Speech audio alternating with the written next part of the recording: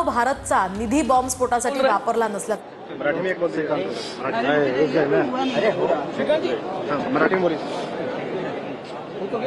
मराठी आदमी नहीं है इधर। तर खासदार श्रीकांत शिंदे यांची ही प्रतिक्रिया इथे येत होती।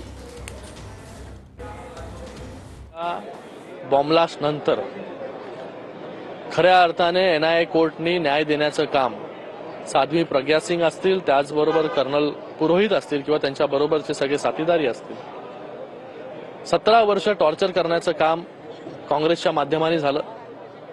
वेगवेगळ्या केसेस त्यांच्यावरती बनवण्याचं काम काँग्रेसच्या माध्यमाने झालं। काँग्रेसनी जो नरेटिव्ह पसरवण्याचं काम केलं होतं, सुरू करण्याचं काम केलं होतं, भगवा दहशतवाद, त्याला हाणून पाडण्याचं काम देखील एनआयए कोर्टच्या माध्यमाने झालेलं आहे। मला वाटतं काँग्रेसने विचार केला पाहिजे की त्यांच्या काळामध्ये किती आतंकवादी हमले हे पाकिस्तानच्या माध्यमाने झाले आणि त्याला रोखण्यामध्ये सपशेल अपयश हे काँग्रेसला आलं। आणि जिथे फक्त वोट बँकच्या पॉलिटिक्ससाठी काँग्रेसनी हिंदू संघटनांशी ह्या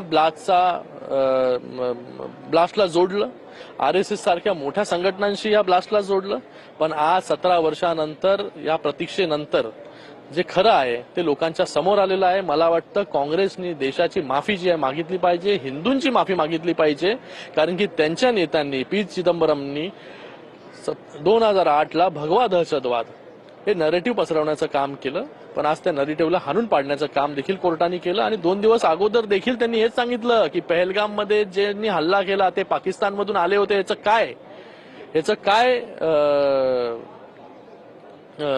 तुमच्याकडे प्रूफ आहे?